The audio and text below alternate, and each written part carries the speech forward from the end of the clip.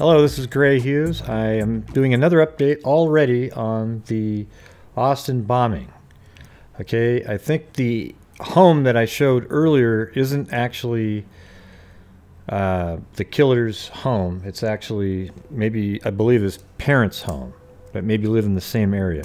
I can't be absolutely sure now, but we do have the address of the killer, or Mark, or whatever you want to call this guy, the serial bomber's home. We do have that address now, and I'll show you where that is.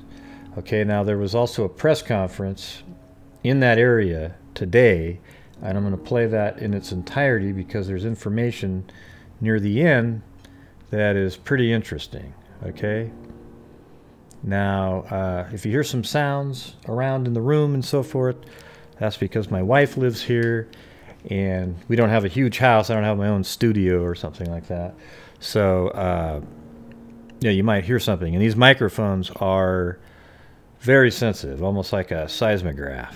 Okay, so let's get started and listen to this press conference and watch it.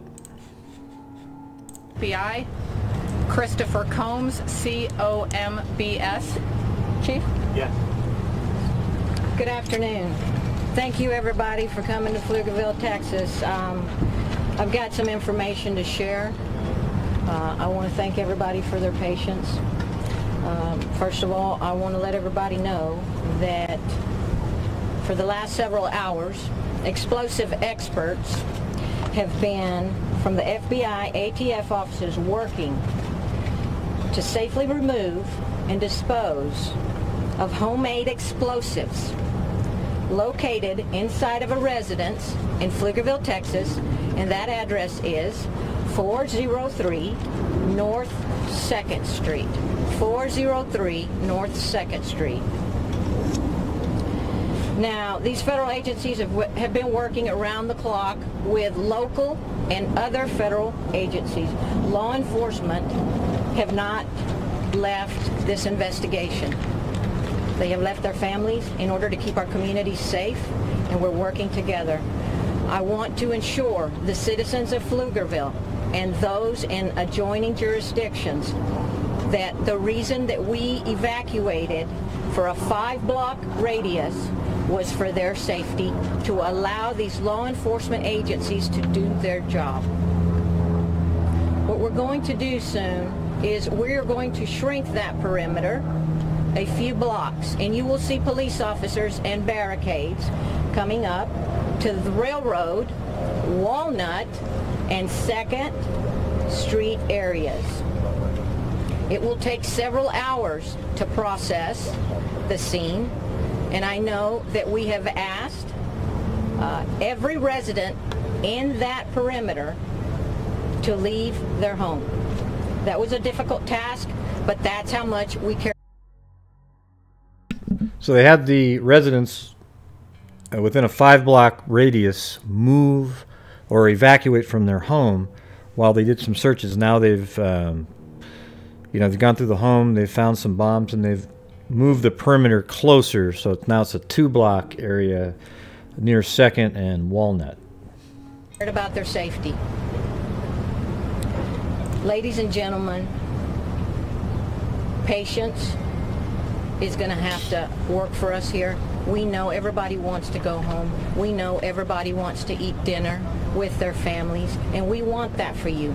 But we also want to assure that you can sleep safe tonight. So we need to let these agencies do their job. I will ask the Pflugerville residents to go to their library or their recreation center, which is open till 9 o'clock tonight, if you don't have another place to go to, and we will help you. We anticipate several hours. I can't give you a time limit right now because the situation is fluid.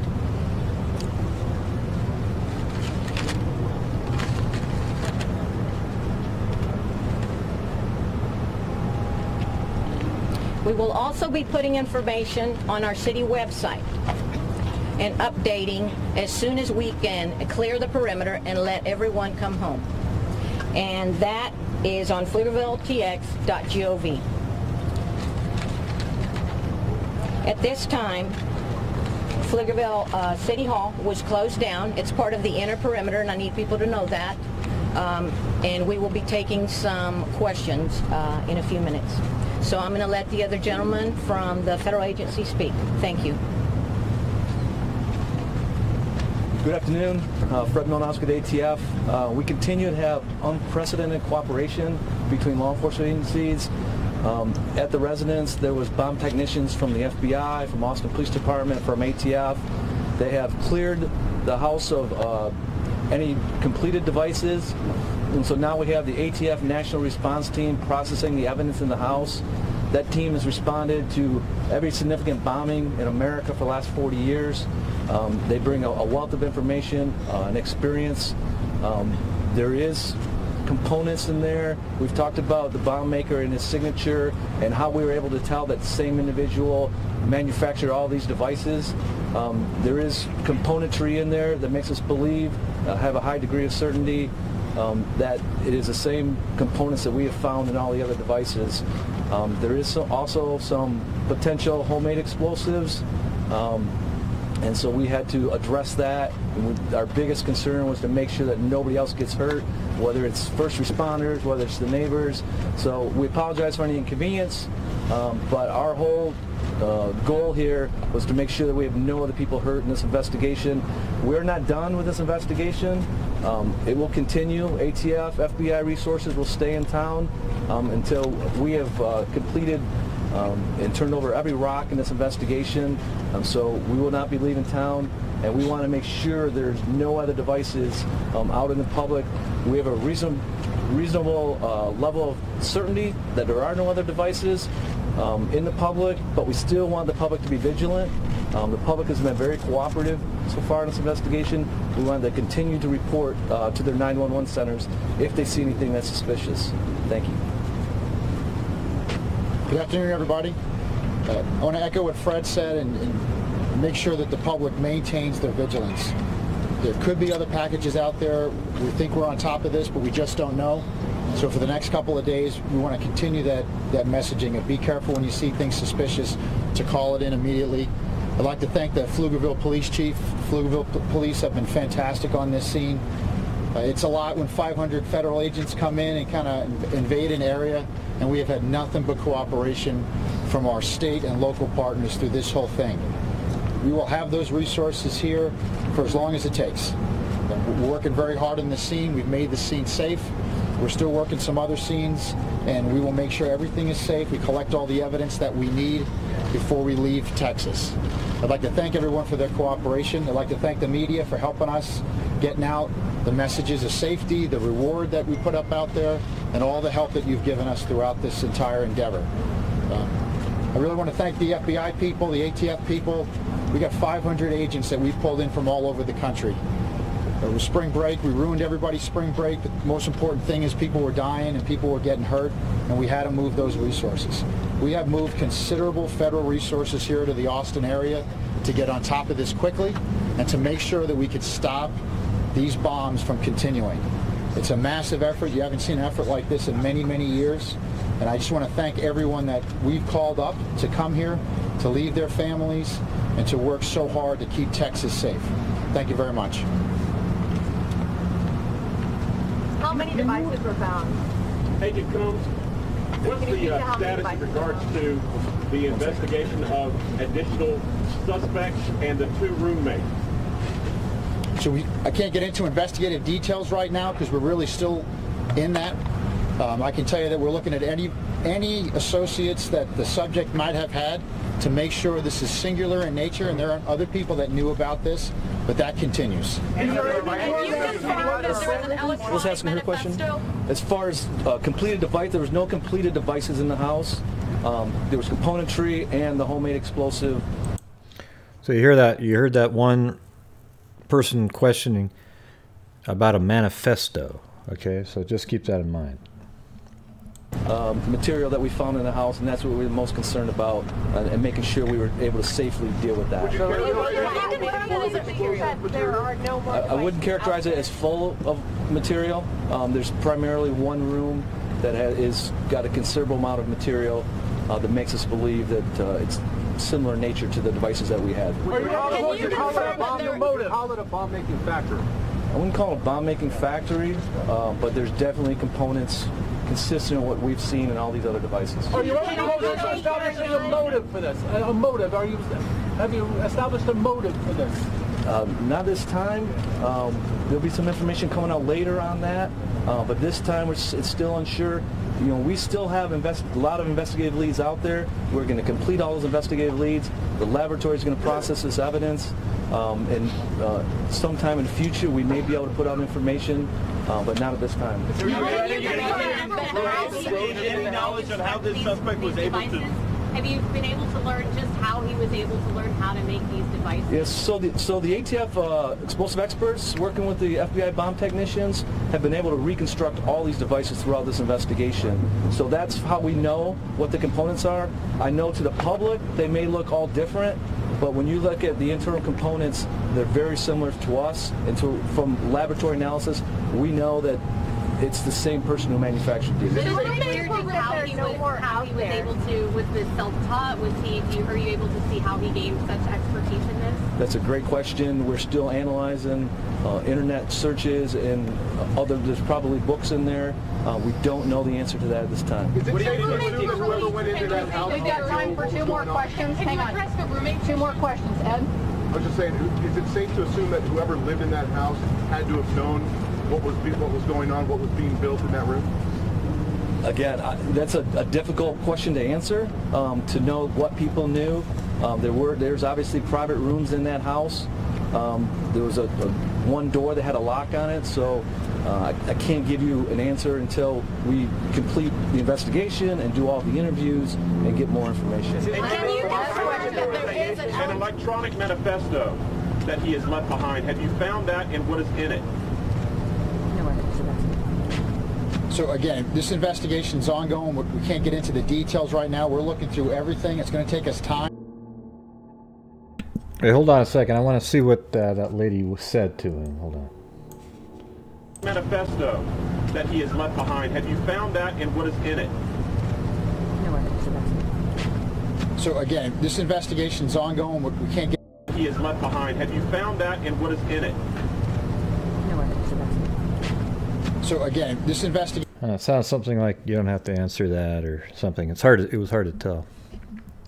Investigation's ongoing. We can't get into the details right now. We're looking through everything. It's going to take us time to go through the suspect's car last night and the house today. So we'll keep building that up to see exactly why this happened. Was there anybody else involved? I do want to caution you, there's a lot of names floating out there. We don't want to say names because we don't know if they're innocent or guilty, right? There's been major events in the past where names have come out that we were talking to people. That does not mean that they are suspects. So we want to stay away from roommates and other people that we're talking to because we really don't know who's given just witness statements versus who might be a part of that. So I just want to caution everybody on that. Has the threat to public safety been eliminated? Okay, well that's it for the that press conference right there. Okay, now you hear at the end they discuss some manifesto. Now I don't know if there's actually a digital manifesto out there, like something different, but there's references to a blog that he had, and I actually found an article that had the name of the blog, and then I did a search and I actually was able to find the blog. Okay, so I think we should go over each of them. I'm not really a big fan of sort of the coming up with, oh, he had such strong beliefs about something. So these people are just nuts. Okay, but it's interesting to read how some of these people might think about things. It kind of reminds me, you remember Elliot Rodger? He was a son of a rich, some Hollywood type guy, and he was just a total sociopath, and he ended up, well, that's what I believe. I believe he was a sociopath. He wrote a manifesto, and then instead of bombs, he used a gun, and I think in one case, Like he killed all 3 of his roommates or something. I mean, it was just wild. Then he went downtown and started shooting sorority women because he was so angry with them. Okay, so let's go over that manifesto. All right, I'm going to open it up. Actually.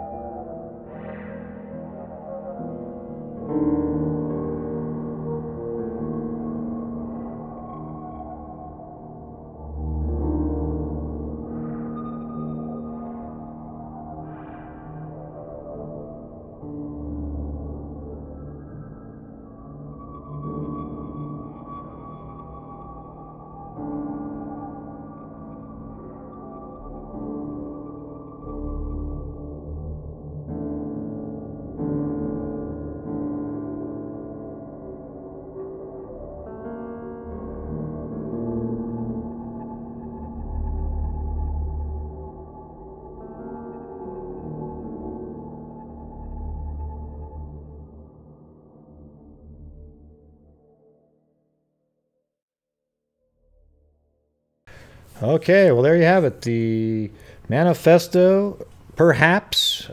Something interesting to note is that the blog that you're looking at was written in 2012, and it's now 2018, and he's 23 years old now. So he was probably, 17 years old at the time, which would make him a junior or senior in high school.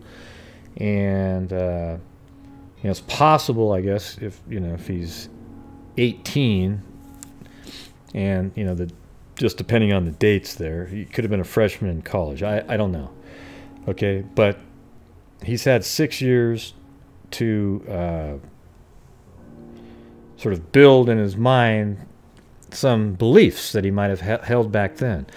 We don't know. Okay, I also am not really a believer in that. Okay, I think that these people, they come up with stuff like that to have a rallying cry for why they kill people. Okay, it's always psycho. It's always a psycho reason. They're nuts. Okay, And when I say nuts, I don't mean that they don't know what they're doing is wrong. I mean that they don't care, okay? They're sociopaths. I mean, who the hell would just blow somebody up on a sidewalk with a trigger wire, okay? You know who does that? A sociopath, because they just don't give a damn, all right? All right, so this guy, he's dead now, all right? And he's off the streets. And hopefully there aren't going to be some wackos out there trying to do the same damn thing now, okay? Because they saw the attention this person got.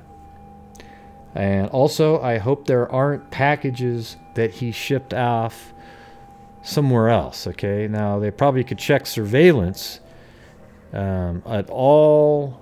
I would actually check surveillance within 50 miles, or maybe even 100 miles of any FedEx facility in a 3-week period, or a month, you know, starting on March 2nd. So I guess maybe, yeah, about 3 weeks. Okay, that's what I would do. All right, so, you know, we continue to get updates here, and they are looking into the, you know, the quote motive here to give reason to it. And I don't know if there's a digital manifesto that's actually out there, or this is what the manifesto would be, the blog that he wrote 6 years ago. Okay, I would think if there was really a manifesto, it would be something he would write recently. Okay, so we'll probably be getting some more updates, and I'll make more videos in the future. But until next time, everybody, be safe out there.